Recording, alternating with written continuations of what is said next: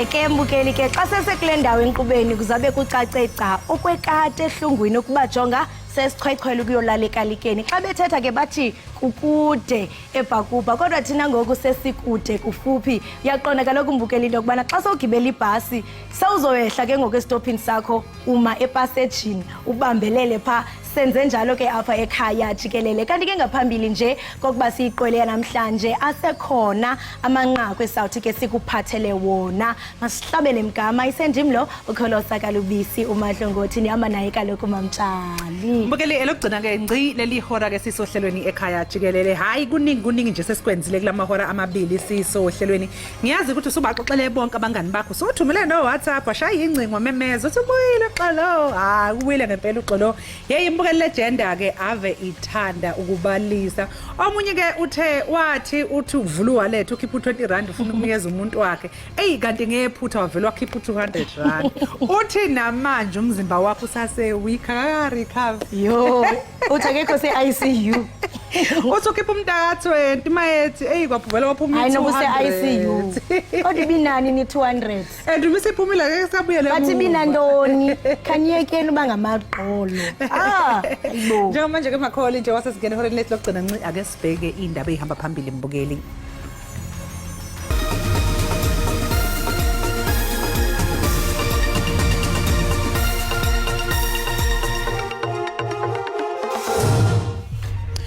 Komishana yengamele ukhetho eyimele iIEC ithi bangaphezulu kwesigidi abantu bebeyobhalisela ukuvota ngempela sonto le esiphuma kuyo.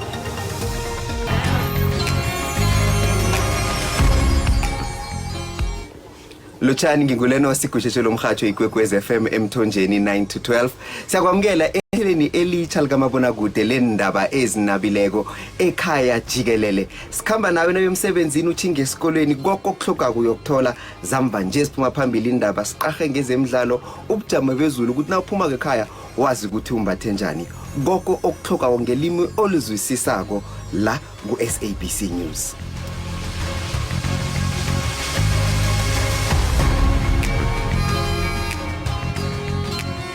Ikomishoni yonyulo ithize ukuba bangaphaya kwesigidi abantu ababhalisele ukuvota kule mpelaveki isuka kuyo nanjengoko bevule amaziko abo ngelivumela ke abavoti ukuba babhalisele unyulo lonyaka ozayo. Iziko iIEC ithi kusuku lwesibini ukubhalisela ukuvota kuqale ngentsimbi yesibhozo kusasa.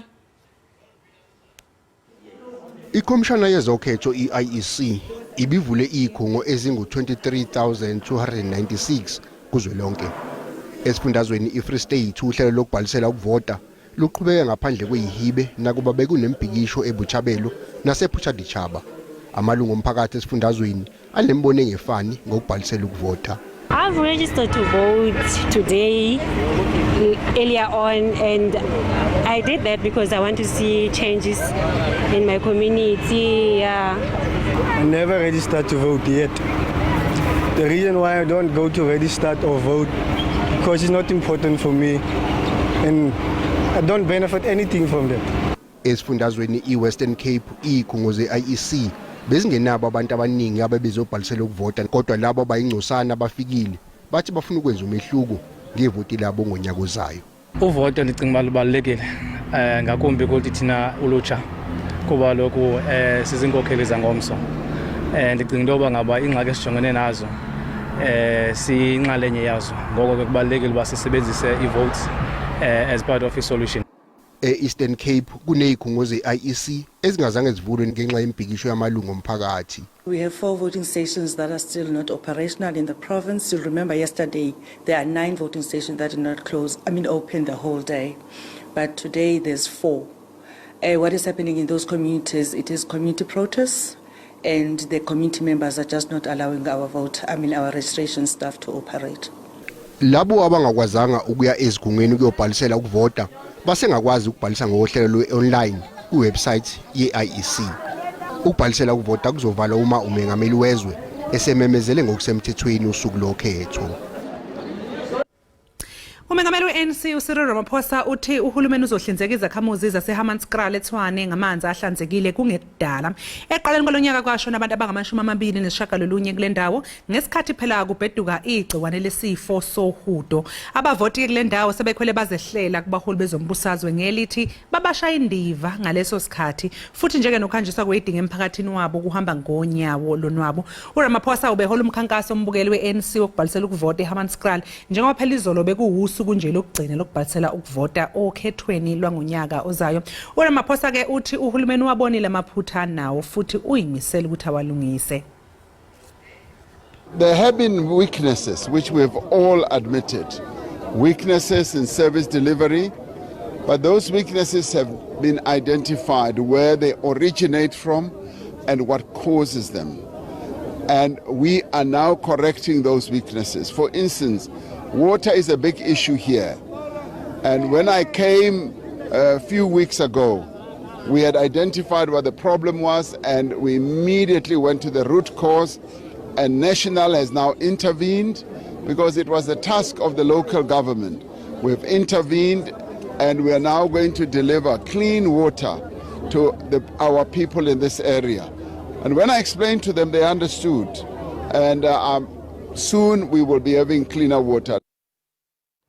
Umkomishanala we-IEC uJudge Daya Pillay uthi liyonelisa inani labantu abaye kumaziko okubhalisela unyulo bangaphaya kwama300,000 abantu abaye kwizikhululo zokubhalisela unyulo kwiphondo laKwaZulu-Natal kwaye abanye ke bebeyojonga ukuba iinkcukacha zabo zisekhona kwaye zisafana kusini na. I-IEC ithi sinyukile isibalo sabantu abasha ababhalisela ukuvota uma kuqhathaniswa neminyaka edlule. Imbiko yamanje ithi bangaphezulu kwezinkulungwane ezingama50 ababhalisa kokuqala esifundazweni, iningi labo kuyintsha. Ikhomishana ithi sebedlule isikalo akade bezibekele sona kazwelonke. The participation has exceeded our expectations even on the first day. We set a target of 1 million for the weekend, but we hit that target last night. So I think people are taking the theme of this election that we must all own our democracy quite seriously and responding to that campaign message. Ekhuluma nabafundi base-Durban University of Technology, iphini likamengameli we-EFF uFloyd Shivambu ukhumbuze intsha ngokubaluleka kokusebenzisa ilungelo layo elikumthethosisekelo. So young people must take this opportunity to make 2024 to be their own 1994 because it is a turning point in the political life of South Africa. So young people must take up upon themselves to determine and then be able to then give direction as to what we do moving forward. There is high levels of unemployment, of joblessness, of no access to education in South Africa, and the only way to change that is by registering to vote and ultimately voting. Khona manjalo kwaNongoma enyakatho neKwaZulu-Natal ukwehla kwezinga lokulethwa kwezidingo kanye nezinga eliphezulu labantu abangasebenzi kungezinye zezizathu ezenza intsha ibe manqika ukubhalisela ukuvota yize kube nomkhankaso omkhulu ukubhalisela ukuvota owenziwe amaqembu ezepolitiki kanye ne-IEC. Iziteshi zokuvota endaweni zibike izinombolo eziphansi zababhalisela ukuvota okokuqala. Esinye seziteshi ezinkulu zokuvota endaweni sibhalise abantu abasha abangama26 kuphela. Nayo le ndawo ike yahlonzwa njengendawo engenalo uzinzo kwezepolitiki. Kunyuswe isibalo samaphoyisa kodwa nokho azikho izigameko ezibikiwe. NginguNonhlakanipho Magwaza ezindabeni ze-SABC. Izakhamuzi zase-Diepsloot zithina kuba kuneyingqinamba ekhungethe umphakathi zinethemba lokuthi ukhetho lwangonyaka ozayo luzozana ney'nguquko. Izakhamuzi eziningi zihlalele ovalweni ngenxa yobugebengu obudlangile kuleya ndawo. I-Diepsloot indawo egcwele abantu kakhulu futhi enemijondolo eminingi nabantu abahlala kuleli ngokungekho emthethweni kuyinkinga enkulu. Ubugebengu nabo budlangile. Izibalo zakamuva zikhombisa ukuthi i-Diepsloot ingenye izindawo eziyingozi kakhulu kuleli. I hope changes will be here, will be there for everyone, especially in crimes, in jobs, and ama-facilities wabantwana besikolo. Abaholi bomphakathi bathi banethemba lokuthi ukhetho luzokwenza abantu kule ndawo babumbane. Too much crime. Still we are going to patrol too much crime still in now. So now I don't know where we are going to get a solution to stop crime. Usuku lokugcina lokubhalisela ukuvota alibanga nasigameko futhi nezikhungo zokuvota zivulwe ngesikhathi. They need to exercise this opportunity because the future of this country belongs to them. They must know that if they don't, it means they cannot change the current situation. Ngisho noma iningi lingesanalo ithemba kodwa abanye abantu banethemba lokuthi zizoba khona izinguquko.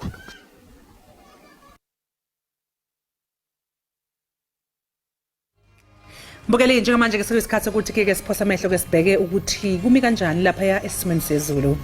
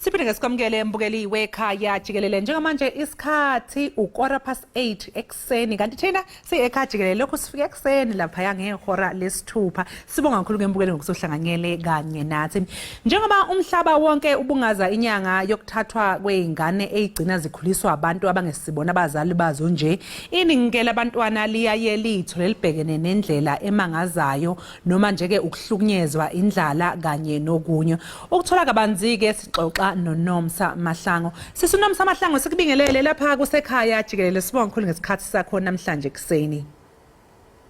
Ngiyabonga sisiwami ngiyabonga ukuthi ninikeze opportunity namhlanje ukushare iadoption day. Sicela nje ke usixoxele njengoba usho na ukuthi adoption day usixoxele ngalolu suku ukuthi ke usuku lokuthathwa komntwana ukuthi abe owakho ekutheni nje ke kubaluleke kangakanani ukuthi abantu bamukele ba-accept abantwana okungesibona ababo noma abangazalwa yibo. I-World Adoption Day sisiwami it's more of it's significant because it shows the awareness. It also reflect to abantu ijeni yabo and also to allow them to share their successful stories. And adoption is very important sisiwami because inikeza ithuba for abantwana ukuthi babe nekhaya nama families ithuba lele zange balithole because uzothola ukuthi abazali they are not able to take care of abantwana due to financial constraint or maybe most of them thola ukuthi basebenzisa ama substance abuses. So adoption again it's a best and a beautiful thing in this manner. Usitshele nje ke sisinomsa mhlawumbe ngemigomo nenqubo yokuthi uthatha umntwana ongamzali ukuthi abe wakho ukuthi yini procedure lapho uqala kuphi mhlawumbe kulowo mhlawumbe othi naye yazi nami ngiyathanda ukuthi ngenilanga ngithole sengadopt ingane ukuthi ngaphambi mhlawumbe ukuthi ithini procedure ake sibheke ekutheni yiziphi izinto umuntu okufuneka ukuthi ke azazi mayelana neadoption ngaphambi kokuthi enze nje idecision yokuthi ufuna ukuadopta. Okay, siswami. Into ekumele abantu understand ukuthi adoption is not a temporary placement. It's a permanent placement, and it should abantu, they must show their readiness. You must be ready for adoption. You must be ready for the journey, and financially you must be stable because manje sozokwamukela umntwana and you need to take care of that child. So financially you need to be stable, and also you need to consider the age of your mntwana lo ufuna ukum-adopta because that's also very important. Checking your age, how old you are, and how are you going to raise that child.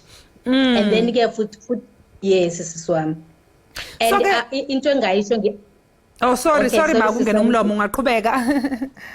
Yes, into engayisho nge-process, just to summarize i-adoption. First of all, parents, they need to apply.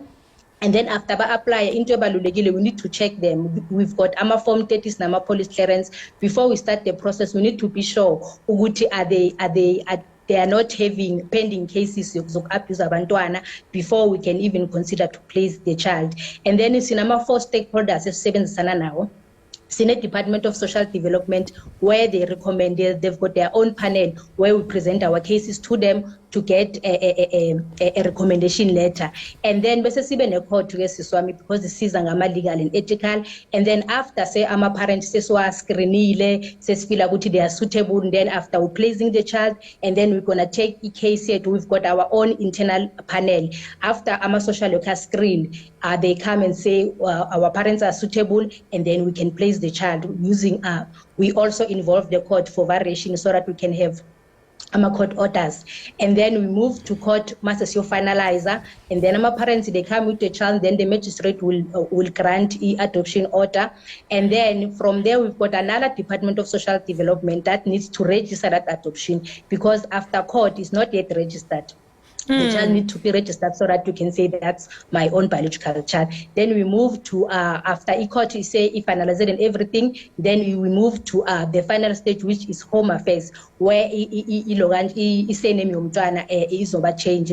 Then your child will be your child permanently. Manje ngiyabona laphana nje ikakhulukazi kule mfanekiso esiyibonayo njengoba silokhu sixoxisana nawe nje ngibona imfanekiso yalaphana yemndeni umama ubaba ingane umama ubaba ingane manje sisinomsa mhlawumbe kusho ukuthini lokhu with regards to indaba zo adoption mhlawumbe kumele ukuthi ube umuntu ongasi single parent kumele ube umuntu oshadile ono partner noma mhlawumbe nje nawe single parent ungashadile umuntu ufisa nje ukadopt ingane uyakwazi ukuthi uadopt. Siswami uyakwazi uadopta as a single parent, uyakwazi uadopta futhi ni a couple, futhi as we don't have discrimination even nama gays and lesbian they do adopt.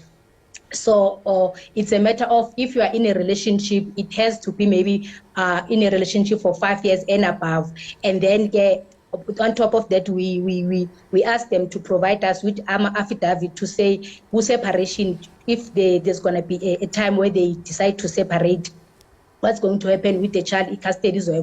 So we assist them to compile those affidavits so that must cut because you'll never know what is going to after, and we don't know the future. So we protect these children, and so they will draft those affidavits if they are not married. And if we also advise them due to divorce, that whomever also puma kule divorce, they must know what they're gonna continue because remember they've signed off, they've obtained rights and responsibility to that child. So if in a process of divorce, whomever the spouse, they are going to still financially maintain that child. If ubaba uyaphuma if akafuna uku-assist mhlawumbe athi hayi mina umntwana akusiye wami, then umama uyakwazi uku-apply maintenance because that child is your child biologically and we have a court order.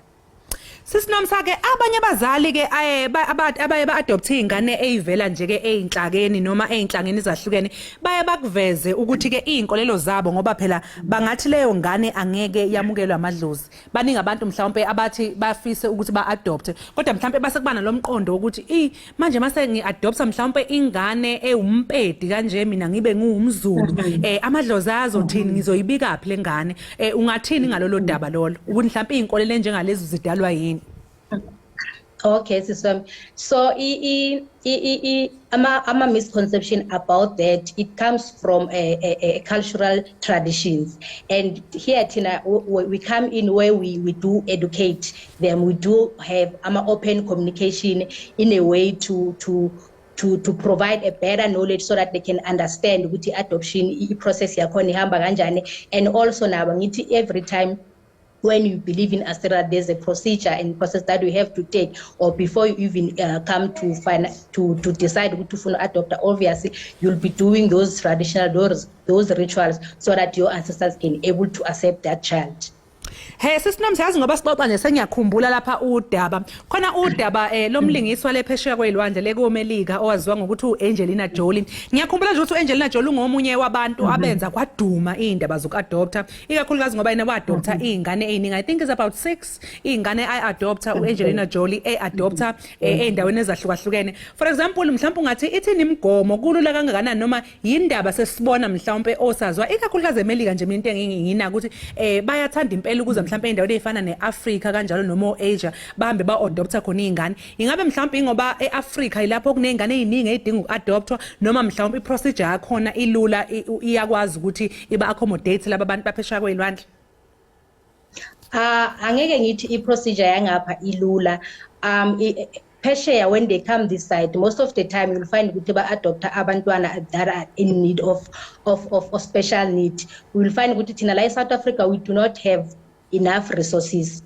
So most of the time the reason to come and adopt this side is benefited thina ngapha, because you'll find ukuthi kunabantwana where we cannot provide all the resources due to our economy. So bona baye bakame in and kuba simple for us. Yeah, sisinomsa ingabe khona yini ke umgomo othi ingane kumele itshelwe ukuthi cha yona akusiyona yalapha ekhaya? Mhlawumbe ni advise nithini ke kulawo ma cases kanjalo ukuthi mhlawumbe ingane misikhulile niya advise yini ukuthi itshelwe ukuthi akusiyona yalapha ekhaya? Uma ngabe advise ukuthi itshelwe mhlawumbe isiphi isikhathi esiright uma ngabe sineminyaka emingaki?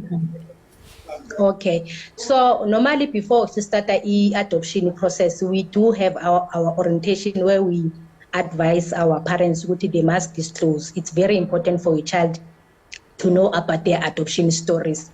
And then futhi umntwana if anga azokhula thina siyesibatshele ukuthi if umntwana ana 18 unalo i-right lokubuya back to our agency athi afuna ukwazi about istory sakhe se-adoption. So it's very important ukuthi ba-disclose.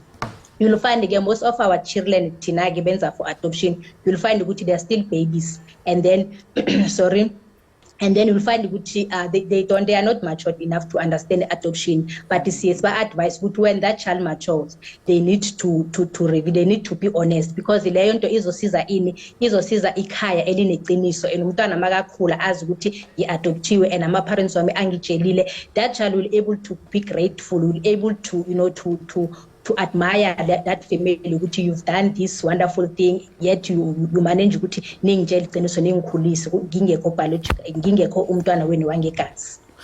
So it's very important we advise honesty. Sasifesa nje ke sisinomsa nje ngizocela nje ukuthi qaphu ngenxa yesikhathi angeke ngisikwazi ukuthi sivale singawubuzanga umbuzo ngoba siyabona ukuthi uadoptha yinto enhle kumnandi umuntu esa-adopt ingane sebanayo. Uma ngabe mhlawumbe laba bazali sebezizwa ukuthi mhlawumbe ayi cha lesi sinqumo abasithathile akusisona noma basathandi ukuthi lo mntwana abe ngowabo, kwenzakalani kulawo ma cases? Okay, so as ngishule before so ukuthi adoption is permanent. Sibachazele even the court baba apply the magistrate will inform them with adoption is a permanent thing. So ma sign you must know, because you'll take this child as your own biological child, regardless of what will happen. You cannot bring back the child. However, if in cases like that, we have to check the well-being of the child, and cases differ, so we have to intervene. If we have to explore other alternative placement, definitely we'll do that. But adoption, you are not supposed to bring a child back, because that child, you took the rights and responsibility towards that child. So ama-legal and ama-ethical, that's where they come to play. Hayi sisinom sasibonga kakhulu ke ngesikhathi sakho, sibonge kakhulu nje nangomsebenzi omuhle enwenzayo.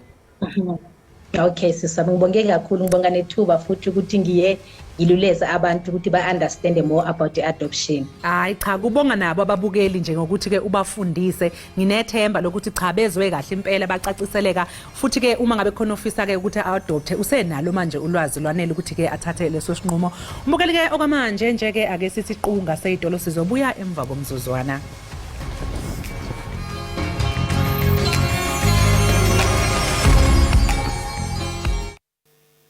Ndizabalazile. Mhla kwenzeka ndikhabe lebhekile ze ningalibali ukuba ndizabalazile. Mhla esopha lamanxeba okuhlatywa ngilomhlaba unamagada. Kilonki izinki lo sisitsho esikanandi umhlaba undilahla ze ningalibali ukuba ndizabalazile. Okwesana losele ndajubalaza ngicela nisuse nalibala kubukela umbukiso bhanyabhanya. PTT ndatsho ngenqentsu nayo yalala ngecala. Ndiyasola bikundamkela kwamanyangi ke oko, ngoba yaba kuyibeka kwami ke inqawe oko. Pewu ndilwile ntozo bawo, impilo ndibambe ngesikhanti ngiphansi phezulu ndizamile uxhathisa kwasuka kwasipho kwisichithi ndoyela. Ndiyekeni ndiphumle kuba nohlulekile ukundiva ndikhala ndikhwaza ndicela uncedo. Ukundikhalela kuze uncedo umphefumulo uphangalele kwamanzi achithekileyo usobe wabutheka. Ze nindive kakuhle isigqibo ibisesam ndisithathila ndisola imntu. Ngowam umphefumulo ndenza isihlabelelo soxolo phakathi kwenhliziyo nenyama, ingqondo nomphefumulo. Noko bekukudala zigxushana kulo mzimba, ndizabalazile.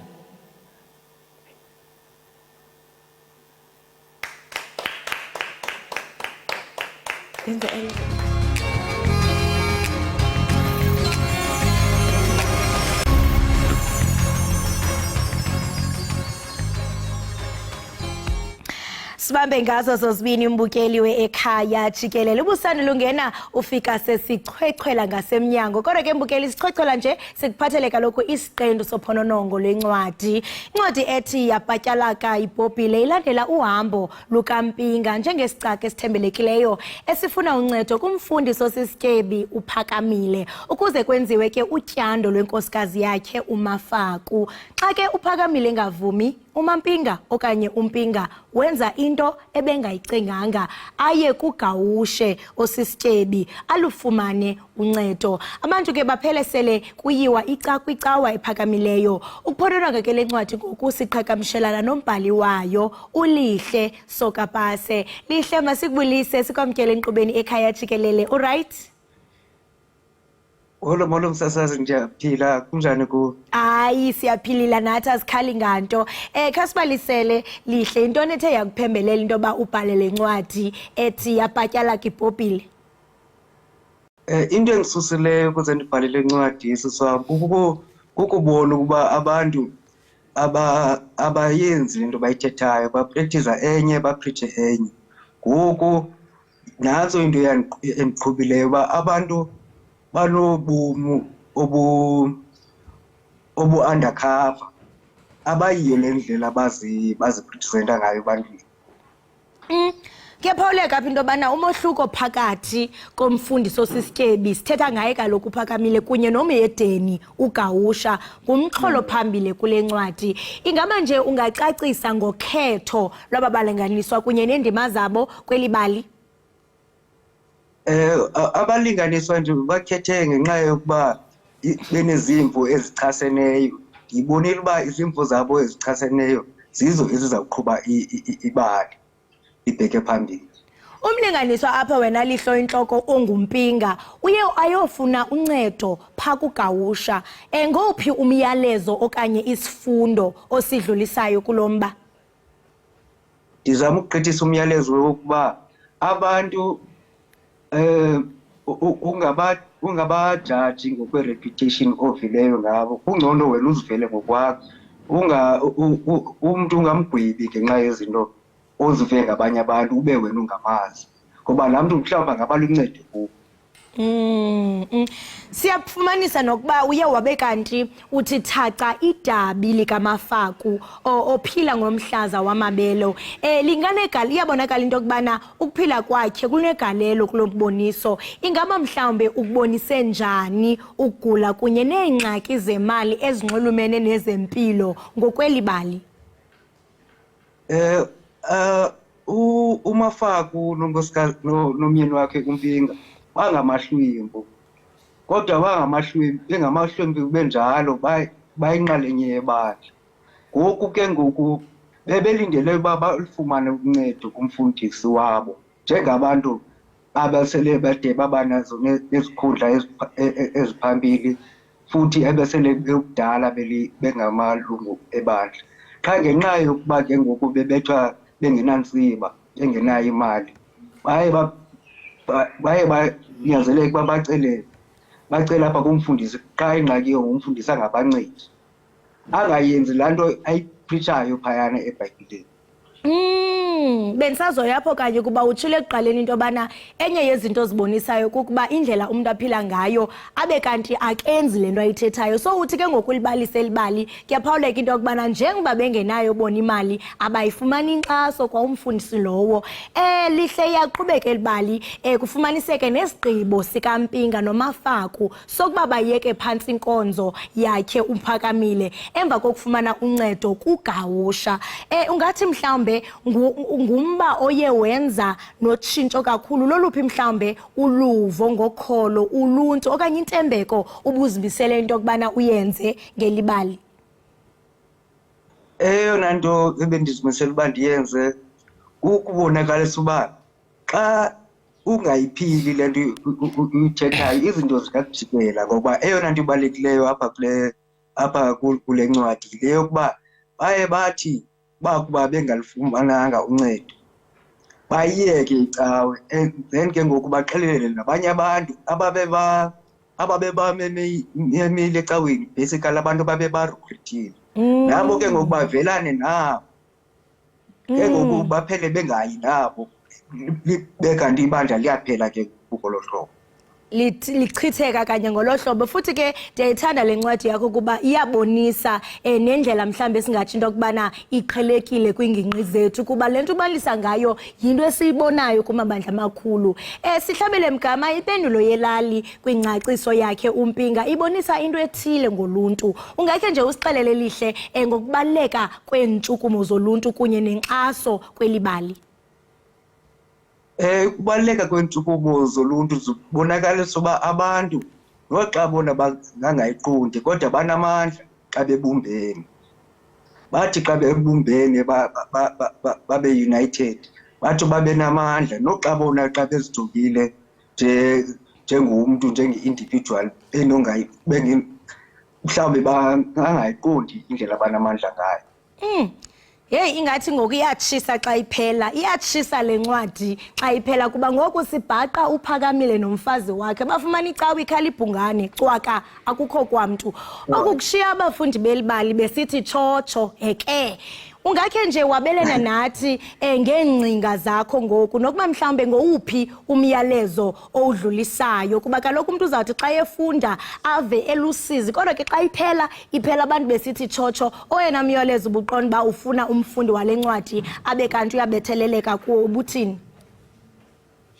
Ukuba umntu makazame kangangoko kuba anyaniseke aphile le nto ayithethayo, ahlale enyanini ngoba izinto ziyakwazi ukujikela xa ungumntu olimenemene basically oqhatha abantu kuba abantu baye bathi bakuyeka kuya kule nkonzo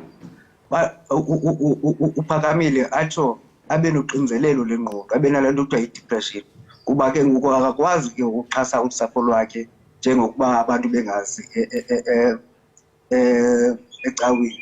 Kuphele kubakho le nto kuthiwa i-GBV, i-gender based violence, kuba umsindo wakhe uye awukhuphele apha kwifamily yakhe xa ixakiwe.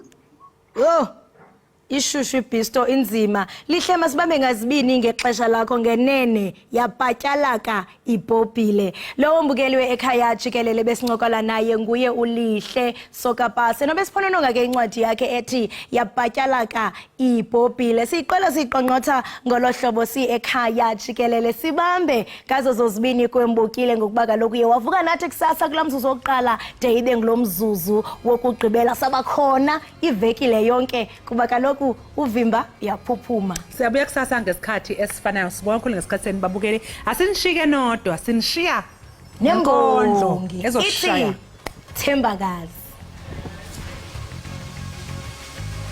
Thembakazi. Themba kamazizi nonzotho oyini na ba uyophule kangaka inhliziyo kanyoko. Ndikhumbula mhla uyise nonina besijula ijacu ephumelele emagqabini kweleshumi intombi yabo lithemba labo. Wajuma zize emnyala uthunjana wakhe. Wawubangise egoli umbombo ngethemba lofunda de agogode wafunga kaloku yena usitheshana uzayifunda de ayityekeze. Kuthe kungeentsuku zatywala waqala watyekeza utywala. Wathandana noThemba isithando sikathando intando yeninzi. Uzamile uzininzi kwizinzisa leka amazizi intombi kodwa amaciko ocikizwa celiwe balicima lazali icebo.